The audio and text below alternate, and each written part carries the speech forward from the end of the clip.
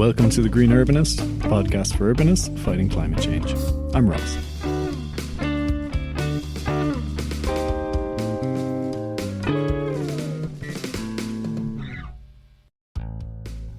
Hello everyone, welcome back to the podcast. Today I'm talking with Giulia Mori about transformational adaptation and responding to transforming ecosystems. Giulia Mori is the Health and Wellbeing Lead at CBRE UK. She's an experienced sustainability consultant. She's a tutor at the Bartlett in UCL, and she's also a very occasional co-host of the Green Urbanist podcast. You were on episodes 3 and 50. Correct. Hopefully a bit more frequently than every 47 episodes. Yeah, happy to be here. Every 10 episodes. Thank you for joining me. You're going to be sort of my...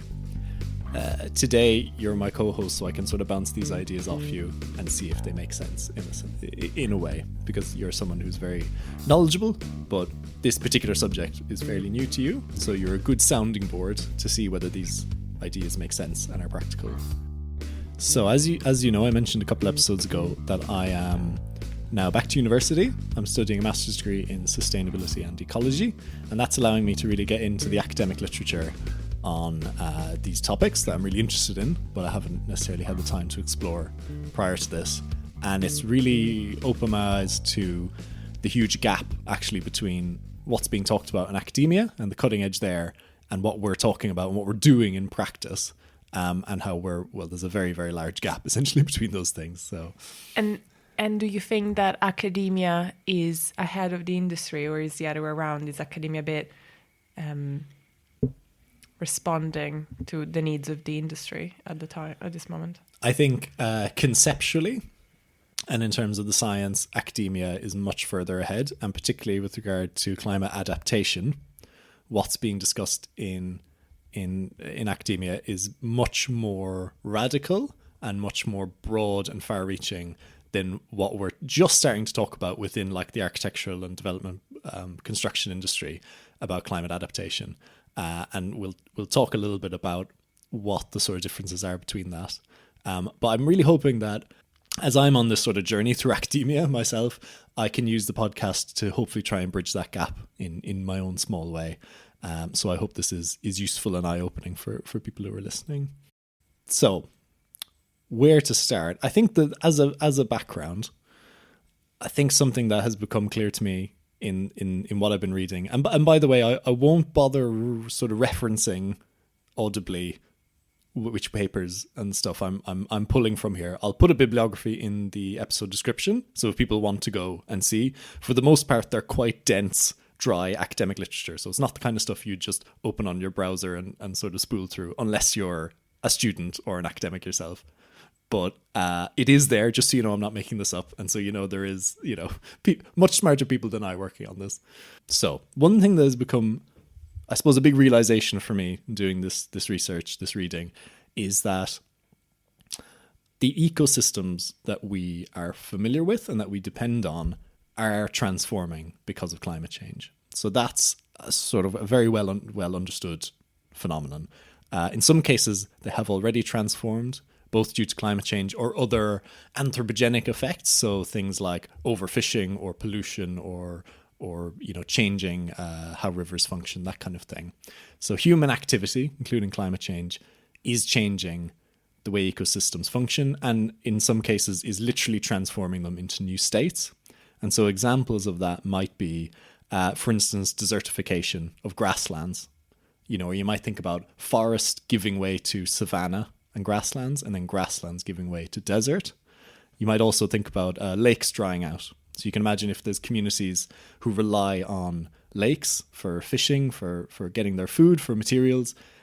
If those lakes dry out, which has happened in parts of Africa, they need, that's a whole transformation of the ecosystem, and people need to respond to that in a very radical way in order to keep living there.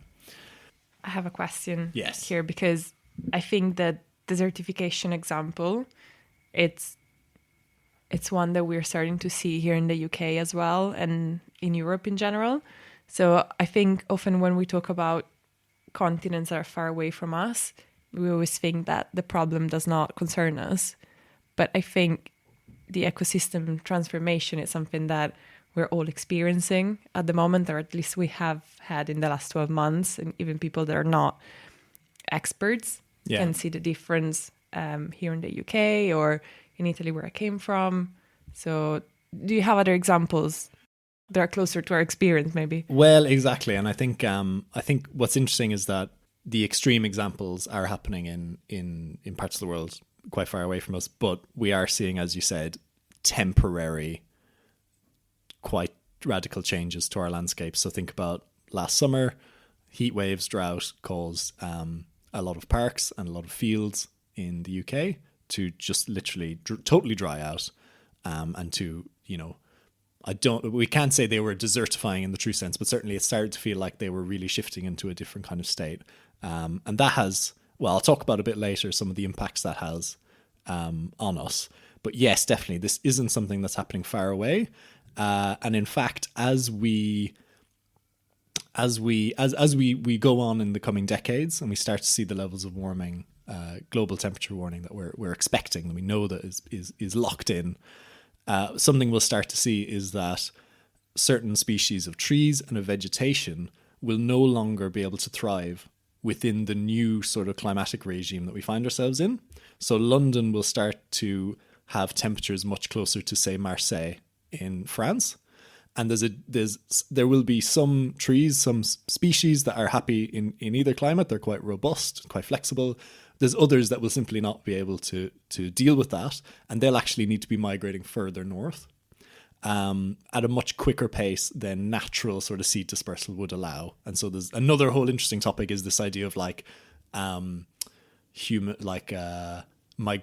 assisted migration of plant species, of saying, actually, the trees that are in the Mediterranean now, we need to be pulling the seeds and putting them into Northern Europe now to build, because will be their new home, their new climatic regime in 2070, for instance. That's so interesting. But I think for me, it sparkles the quite terrifying thought of food security and food scarcity. Yeah. An example that is not, threatening the population, but it's quite close to my heart is the big drought of the last few months in Italy, next to the river Po, which is where most of Italian rice is produced.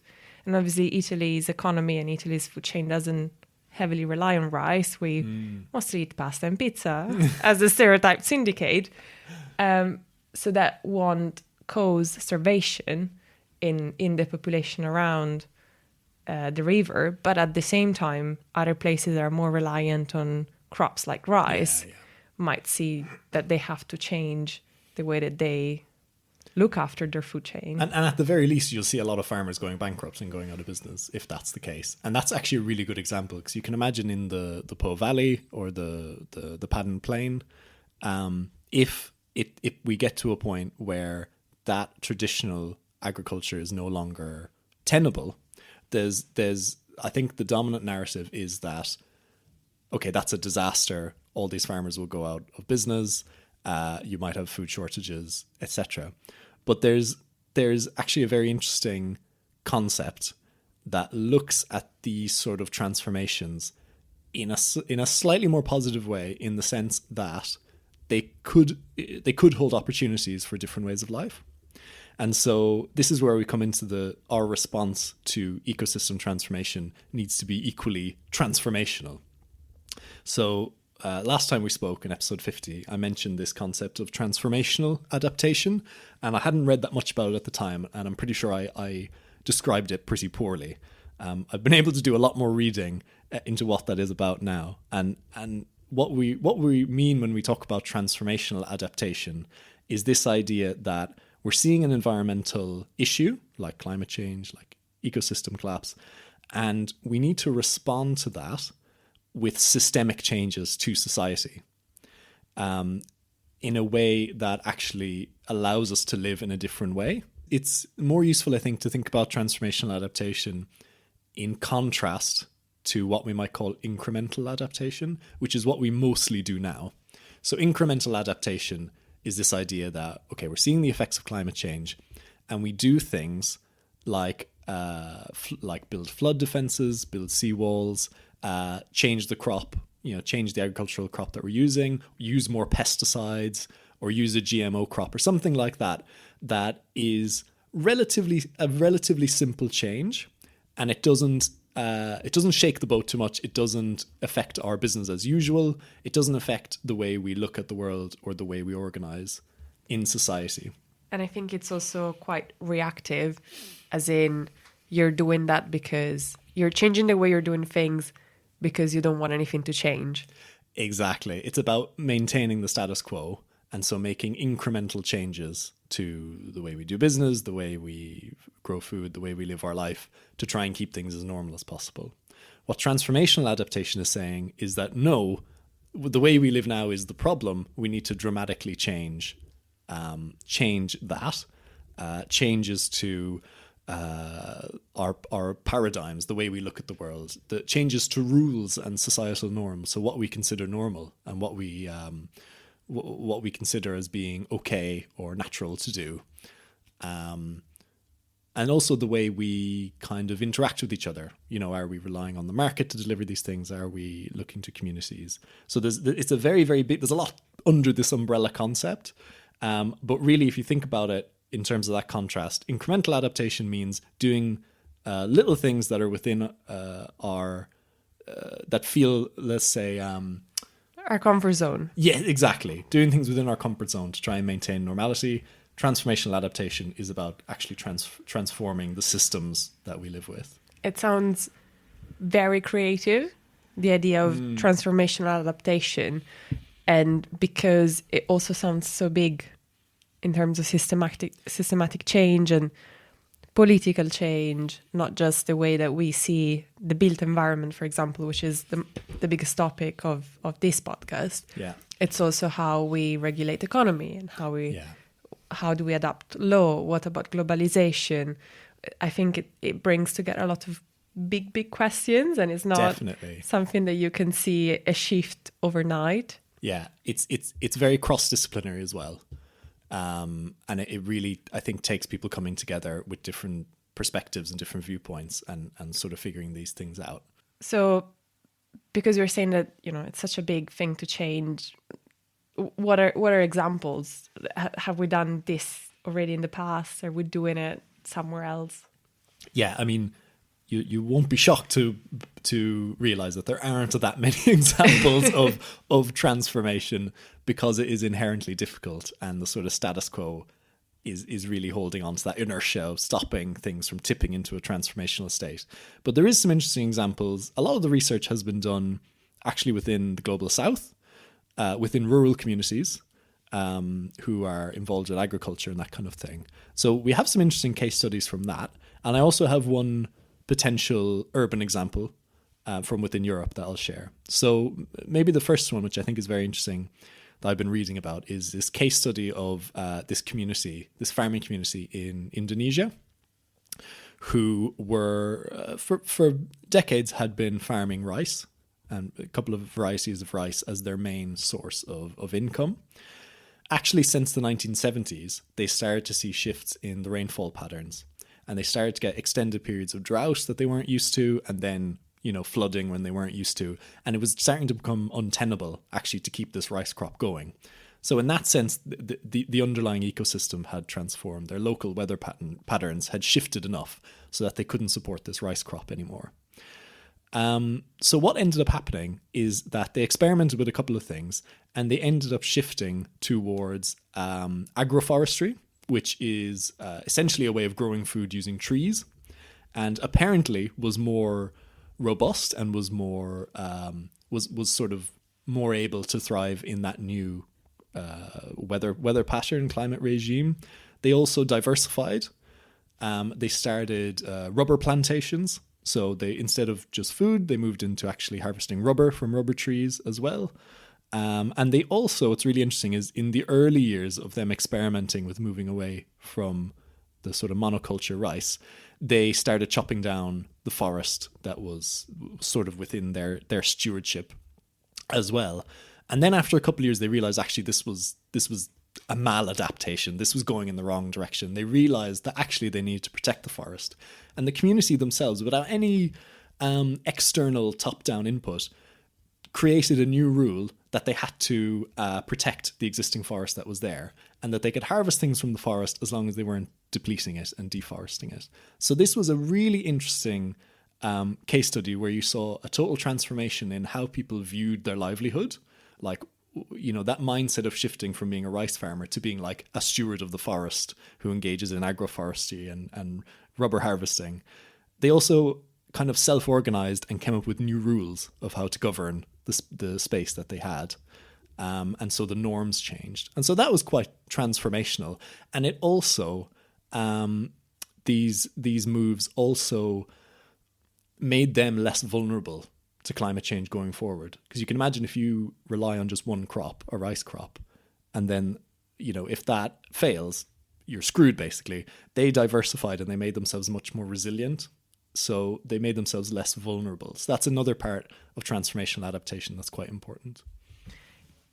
I think it's great to hear that the drive for change in this example is not from the top down, but is a grassroots movement. And I think I can't help but wonder whether it's a renewed sense of belonging that this community had for their land and for their forest that made them care more about the nature around them, the ecosystem around them, and whether maybe we're lacking that a little bit at the moment in Western countries. And this is a good lesson for us to learn from the global South. Absolutely. And other reading I've been doing recently as well is about this. There's quite a well-established connection between individuals feeling a connection with nature and then having pro-environmental behavior. And so we're living in a more sustainable way. And so generally people who feel a stronger connection to nature do more conservation activities, use less energy, are more mindful about how they live their life in terms of its impact on the planet. And so you can imagine there's millions of people living in cities who are very detached from the natural world and natural spaces. That doesn't foster a sense of wanting to care for the environment, and it makes it feel quite abstract. So yes, very good point, which is backed up by research. The other example, which is I'm a bit unsure about, but I think it's an interesting one to contemplate, is the Barcelona Superblocks project. So for people who don't know, the superblocks, I think in Spanish it's called superillas, which actually means super islands. So I don't know why we didn't call them the Barcelona Super Islands, which sounds way cooler. But essentially, those listening, you probably know the image of Barcelona from the top down. It has this really iconic grid of squares that have their corners chamfered. So they're actually octagonal blocks, and there's just dozens of these that make up the grid of the city. And it's this really iconic plan, super efficient and everything, and very beautiful.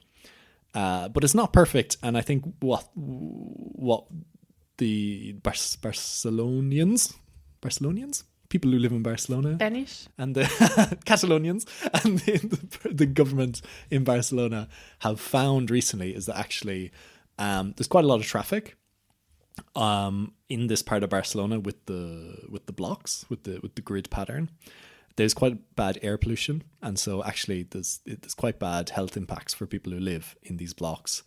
Obviously, the emissions related to transport is a problem if you're reliant on using a car. And there is now a push, because Barcelona is in the Mediterranean, it already a hot place. It's starting to feel issues with heat waves, with a lack of rainfall because of climate change. So there was all these things were coming together. This need to mitigate climate change, this need to adapt to climate change, but also this idea that of wanting to have more of a convivial street environment. All these things were coming together, and there was this very overarching, comprehensive project or concept called superblocks, the superillas. And the idea is that instead of having traffic running on every street, as is happening now, you bunch together, I think it's 4 or 6 blocks together. And on the exterior roads, you have traffic as normal, but on the interior streets, it's only for residents to access. And they give over lots of the street space over to public squares. where they're putting in trees to get that cover to cool down the space. And they're also trying to sort of revitalize this sort of street culture that exists elsewhere in Barcelona, like in the historic core, but was lacking in this part, as well as promoting active travel, creating better environments for walking and cycling, that kind of thing. So very, very overarching, very comprehensive, looking at climate adaptation, mitigation, and social issues all together. And the paper that I was reading that was arguing that this could be thought of as an example of transformational adaptation, they were saying that it really is a transformation of the underlying logic of the city. So they're taking this existing city plan and they're totally transforming what the streets are for, how it's meant to be used, and the governance of it in a way that should be quite positive in terms of climate change. And also in a way that probably require only a little bit of urban adaptation. So here we're not talking about demolishing big parts of the city to make space for squares or playgrounds that didn't exist before. Here it's just making better use of what is already there, which is, very sustainable ultimately because you're creating very little waste, probably just a little bit of repaving in the making of it. Yeah. And I think it's great, the idea of recreating communities. I think in the contemporary era that we're living at the moment, we sometimes lose touch with who are our neighbors. We might not have enough spaces for our pets to stay outdoor, for children to be outdoor, for women to feel safe when they go out at night. So having that revitalization of the urban space really helps socially from a number perspective. And I think it was often forgotten in the past design of cities. So it's great to hear that there are examples where this is happening. Yeah. Now, the problem, in a sense, with the superblocks project is they've delivered a couple of them. And, for us looking externally and being urbanists, we think they're brilliant and they look beautiful. And we see kids outside playing in the street where once there was just traffic. There's actually been quite a lot, locally, there's been quite a lot of backlash to them happening. And there seems to be a couple of reasons for that. People generally don't like their daily life being transformed around them without without them having the ability to lead that. And that's always a huge challenge in cities because, land ownership and who makes decisions on this and that is so sort of chopped up. You might own your apartment in a building, but you don't own the street outside. You have limited resources to actually impact that directly compared to, say, a farmer that has 100 hectares who has ultimate control on what's happening there. And so, yes, there's been a couple of them delivered, I think 2 or 3. There's been a lot of controversy within the city about that. And I think it's even though the ambition and what's written into the city plan is for this to be rolled out across, they have a lot of work to do in terms of the participation of local people within this, building consensus, delivering something that they can get behind as well, that actually enriches their lives and they don't feel like they're just being told, no, you can't, you've been driving for 10 years, you can't drive anymore. Look, we gave you some planters and a tree in your street instead, which can feel like, it hasn't been a perfect transition. It can feel a bit like a limitation for people that see that the rules have changed while they were playing the game of living in an urban space. And I think it's a very interesting point in comparison to the case studies that you brought just before this, where the change came from the bottom up. Yeah. This one was channeled from the top down. So I can see why there are some struggles for people to accept changes that they didn't decide that were made for them. So I agree. I think a lesson learned here might be better, wider urban engagement if that is not happening already. Yeah. And it's interesting because in the sort of core paper that I'm pulling on for this discussion, they did a review of a number, I think 7 or 8 transformational adaptation measures that or projects that happened in rural areas, and that Indonesia example was one of them. And what they found analysing all of them is that there was a really strong correlation between participatory approaches and co-creation and co-design amongst basically between that and a successful transformational project actually being delivered.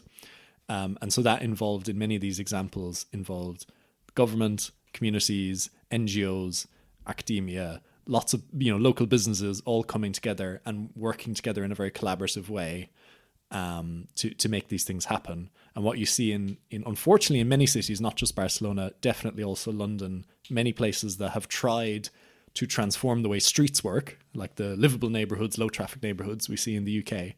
A lot of the times the reason they get pushback and they fail is because there wasn't that lengthy and sometimes frustrating and enriching, but also enriching and very necessary process of having a co-creation, a knowledge building and understanding building process around that, so everyone can buy into it. It's very difficult to do, and for some people it feels like a waste of time when we're in a climate emergency. But if in the end it means the project is ultimately successful and lasts long term, then obviously it's worth the time. And I think when we're talking about changing the streetscape in urban environment, I believe most of the people that gets the frustration with the changes of the street use are people that usually drive. And often in cities, in an urban environment, there is not much of a need to drive unless you have some special requirements. Public transport is quite widely available in widespread cities, definitely in the examples that you just mentioned. So it's a little bit cultural change as well, I believe. What do you think? I think so. I think cultural change where that's the issue, but I think also recognizing the underlying reasons why people need to drive. So for instance, people who work in the healthcare industry who need to start their shift at 6 a.m. and there isn't public transport running at that time for them to get to work. And the way that cities in Europe and North America, the way that rental prices and house prices have risen so much, if you're a nurse, you might be living quite far out, needing to, travel in 10, 15 kilometers to get to the hospital that's in the city centre, to start your shift at 6 a.m. And the public transport just isn't there to let you do that. So you're reliant on driving in. And then someone comes in and says, actually, no, we're trying to stop people like you driving. We're going to put in a load of barriers on your street, so your route takes a lot longer than it has in the past. But don't worry, it's for the greater good. It's because of climate change, because of air pollution, etc. So there's underlying inequalities that I think need to be addressed alongside these issues. And I think particularly in cities, it's very complex. Absolutely. And I think another example are people with disabilities or elderly people that might encounter barriers when they're trying to get into the public transport service where that is not step-free or barrier-free. Yeah. So definitely there are people that do need to drive. The question is, how can we adapt our cities so that the number of people that really need to drive is shrunk to the minimum? Yeah. And also, how can we make it easier for them that might not have an alternative, basically, to get where they have to go?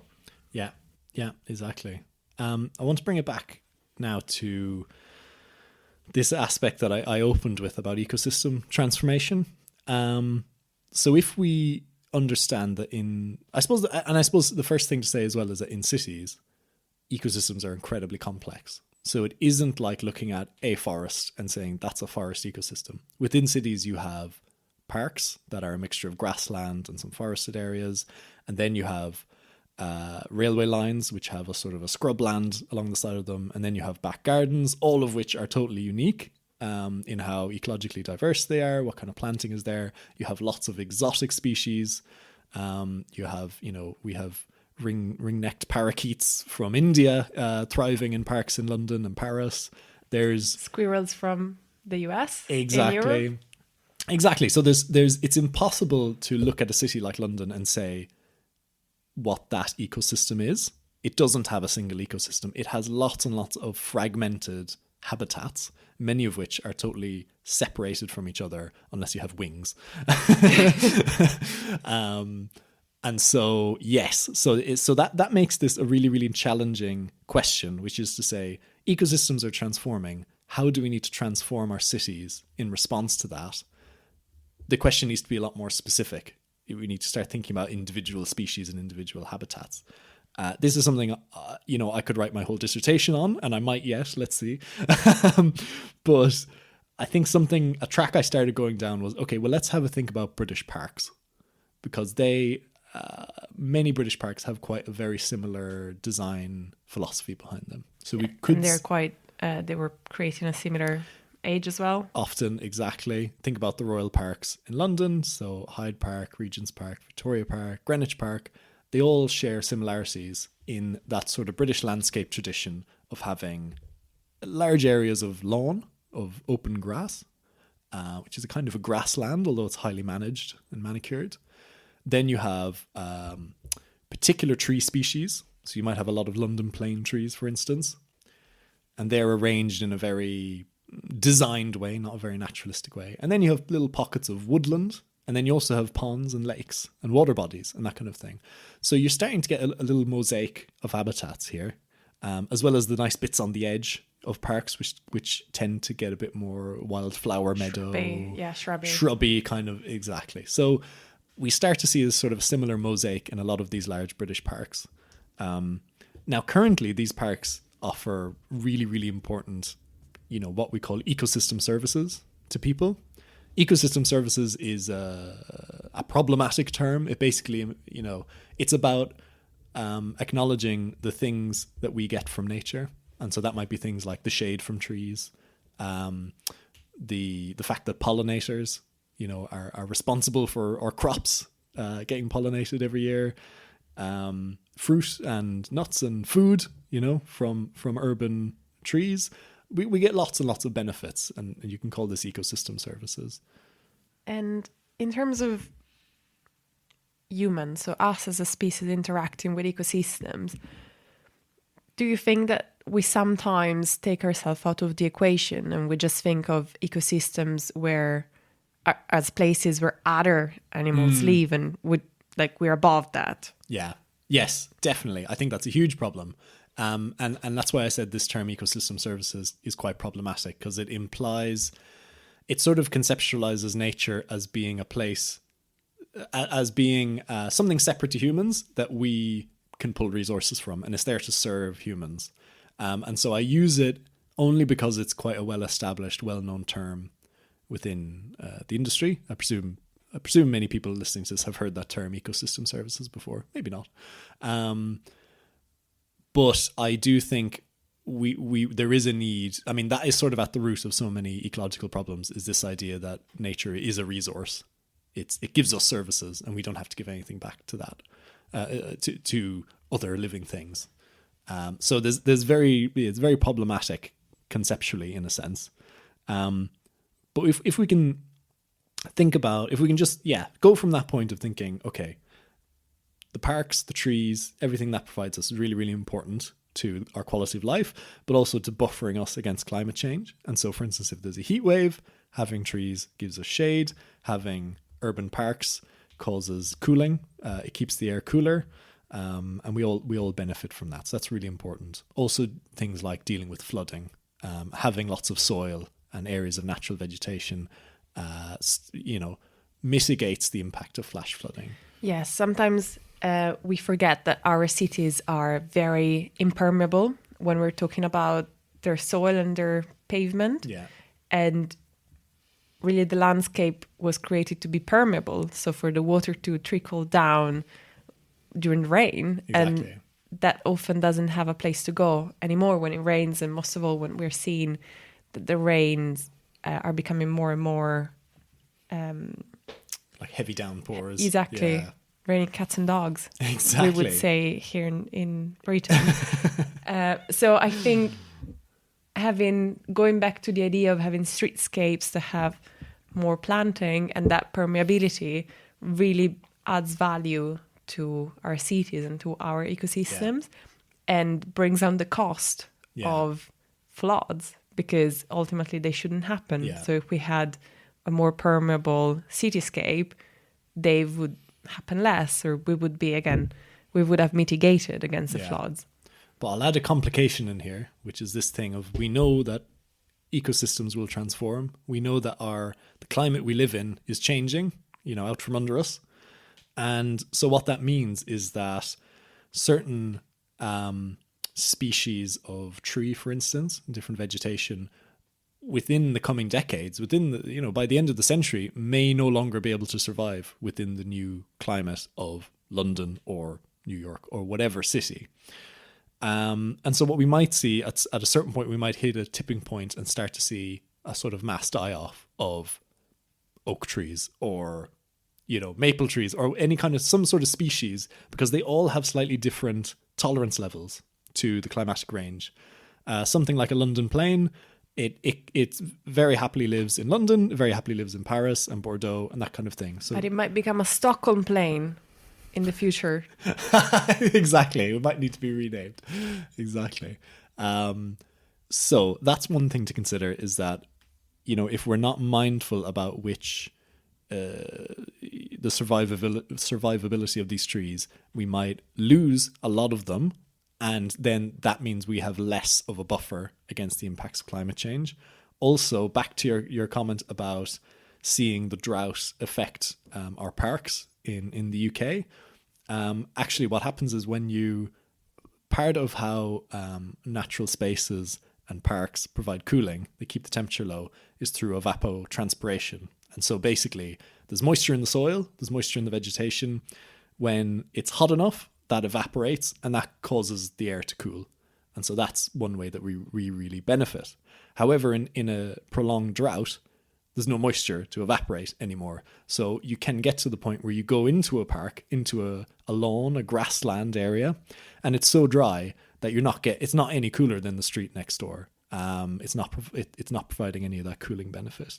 So we risk in the coming decades a sort of feedback loop of climate change killing off large amounts of the ecosystems in a city, and then us having less of a buffer against the impacts of climate change. So that's quite scary, and that's quite a strong risk, I would say. But I think, to sort of spin this into a slightly more positive way, that's not the end of the story. And part of this concept of transformation is that there's opportunities in crisis. When we look back to the example in Indonesia of the farmers transforming the way they manage the land, you could argue, and I think the author of the paper that I read argued that, they moved from a place where they were relying on a single crop that served them for many, many years to a place where they were forced to transform and diversify. And they're now much more resilient because they're relying on many crops, and they've actually probably increased the biodiversity and the resilience of the land that they're on. And so there's an opportunity when we have the chance to transform, we're forced to transform, to actually create something that might serve us in a better way, or at least a different way. So it doesn't mean we're all screwed, but we have to be smart and we have to look ahead and plan for these things to have that sort of transformation that's needed. Any thoughts on that? Yes, I totally agree. And I was gonna ask if you think there are some other examples or some other ideas that we're seeing come into life at the moment when it comes to making our green spaces more resilient and protecting them. So it is, again, going back to that sense of ownership and belonging, and not using nature as a service. It's because we should be stewards of nature and protect it. So what are some examples that you think are working well at the moment in terms of changing that mindset and using this doom and gloom as an opportunity? Yeah. And obviously another thought that I had while you were talking is that on Earth, we have a lot of different climate zones with different landscapes. Yeah. Desert exists. There is a fauna and there is a flora in the desert as well. So it's a matter as well of being conscious of what works and what will work in the future. And as you're saying, building that resilience into our spaces. Yeah. And something that we haven't mentioned as much is pest. Yeah. Pest on crops and pest on our urban natural environment. Obviously, if you have a lot of different trees and shrubs, etc., they're more resilient because a pest might target a oak but not the tree next to it. So that really makes that happen in terms of protection of the natural environment, which is man-made natural environment. Yeah. Highly managed in a sense. Yeah, I think as a couple of ideas, this is sort of, I'm really only at the beginning of thinking about this. And in a sense, it's because it's such an unprecedented situation we find ourselves in. It's very difficult to see examples, and probably there is case studies out there, but I'll keep looking for them. But a couple of thoughts about this, about parks in particular, that we can think about is first of all diversification. So you pointed towards that there, not relying on a few species of grass and trees as we do now.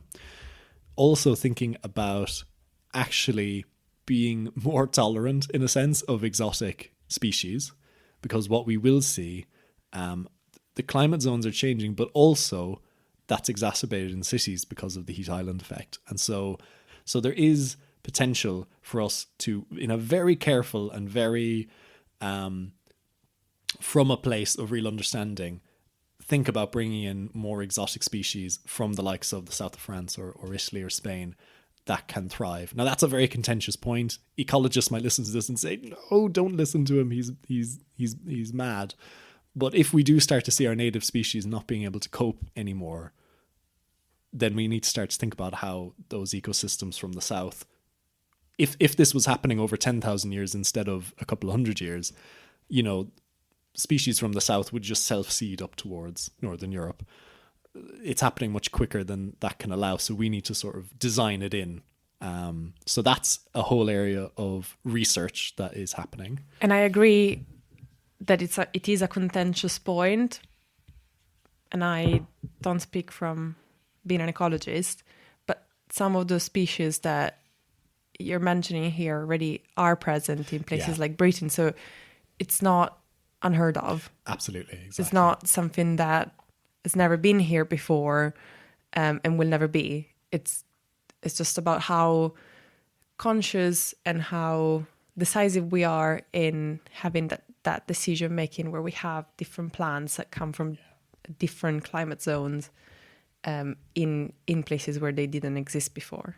Yeah, exactly. But we also have to be very, very aware of the consequences of that, because we're talking about fauna, we're talking about pests. So different trees will bring in different faunas, different pests that maybe the local fauna and the local flora is not ready for. Yeah. So we always have to be very conscious about all the balance, maintaining the balance in the ecosystem. Definitely risks associated with it. It needs to be done very, very carefully. Definitely. I think another sort of provocation or an area for more exploration, I think, is parks, streets, urban sort of designed landscape spaces. They haven't until very recently been designed with climate change in mind. So there's new spaces being designed now by very pioneering landscape architects who will consider the changing climate and that kind of thing. But it hasn't happened historically in the very, very large parks, which we've inherited from previous generations, in a sense, that were laid out in a very formal style that came really from like the 1700s. That was like the aristocracy wanted grand parks, that they could go and shoot deer in. We've inherited that style in our urban parks. They're not, we can take that a step forward. We will need a transformation of what we expect a park to look like, the kind of functions it can provide. So there's sort of values and mindset that needs to change that would allow us to dramatically redesign public parks to be more resilient to the changing climate and to provide those adaptation measures like cooling and flood attenuation that we need. And that might look like renaturalization of landscapes. It might look like more afforestation of parts. It might look like more water bodies for the cooling they allow, but also thinking about different management strategies, like if we want to keep some areas of grassland, or we want to keep areas that will require rainfall throughout the year. Also thinking about maybe rainwater harvesting during the winter. Can we capture that rainwater that falls, keep it in attenuation ponds or other places, so that then it can be deployed during the summer months, during drought? So there is a real need for a transformation around all of this.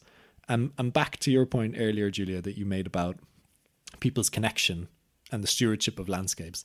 I have a hunch, and it's something that I'm only just sort of researching properly now, that giving communities much more stewardship of urban green spaces and trees could actually be very transformational in the way that people can gain a connection to nature and manage it in a more ecological way, and also remove, it should be in a sense attractive to local authorities in terms of removing the maintenance burden from them that costs money. So I think there's a lot that could be said about giving over a certain amount of control and stewardship to local communities to make decisions about their parks, to look after them, to manage them on a daily basis, so long as people are supported in that and are given, say, ecological training, are given resources, for the equipment that they need to do that. And I think that could be a really interesting whole avenue to explore that could be quite impactful. Yes, and that obviously it's, I believe, a great way to bring communities together again, and it shouldn't be seen as free labor or cheap labor, because that, at the end of the day, it's an experience that you do together to your community. It's you being the steward of the natural park around the corner from where you live. And I think going back to the point that you were making about the drought and how we manage the parks, I am sure that all your listeners know their parks and their countryside very well around the world. And I think it's clear to every one of you listening that there are some areas in your park, in your countryside, that are still very lush and very green despite the drought, and some areas that are not. So I think that becomes very easy for everybody to see, and that is part of our learning of the natural ecosystems. Yeah, and learning from locals who can who see the changes year on year, who maybe have lived in a place for decades, and they'll have that local knowledge. It might not be very scientific, but it's observational knowledge that should be fed in to the management of our spaces. Absolutely. Yeah, I thought we were going to talk for about 20 minutes, and we've just gone past 50 minutes. So that was really, really good. Is there anything else you wanted to bring up based on that? I mean, I don't have all the answers. That's the thing. But I think this is a very, very interesting area of research that I think needs to go into practice very quickly. And we need designers and people who manage spaces to get on this before it's too late and it happens. So to anticipate these changes and plan ahead. Otherwise, we'll reach a point where we hit a tipping point and we have real problems, and then we're scrambling to fix them, which is not ideal. What would you want the listeners to go away with from today? Yeah, it's a good question. I think having a understanding that look around the city that you're in, the place that you're in, and acknowledge the fact that the way things have been, for the last decades, hundreds of years, is not how things will be in the coming decades or the coming hundreds of years. And to acknowledge that the traditional ways that we have designed and managed our urban landscapes will inevitably have to change. And I think just if that is a little mindset switch that people listening can consider, there's a whole load of other decisions and learning that can come based on that. So I think that is the number one thing. Unfortunately, and this is part of the problem, because all of this is happening in academia and it's quite cutting edge, I can't give you like a really nice resource with answers. We sort of need to work together to find the answers, as we go, and to experiment and to sort of start having these conversations with your clients and with your colleagues and saying, I understand this is going to happen. What are we going to do about this? And hopefully as a sort of community of designers, we can come together and start having more of a conversation around this. I think that's a good starting point. To summarize, I think everybody is an agent of change in this very changeable world.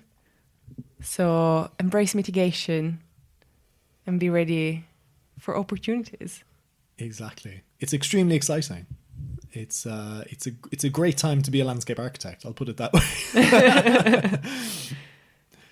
Okay, sound good? Let's wrap it up. Thank you everyone for listening. I'm sorry I rambled on so long, but hopefully that was interesting for you. And if you want to read the original academic papers this is based on, have a look in the episode description. Thank you so much, Giulia, for joining me. Thank you, Ross, for having me again on the podcast. Absolute pleasure. Okay, see you all next time. Bye.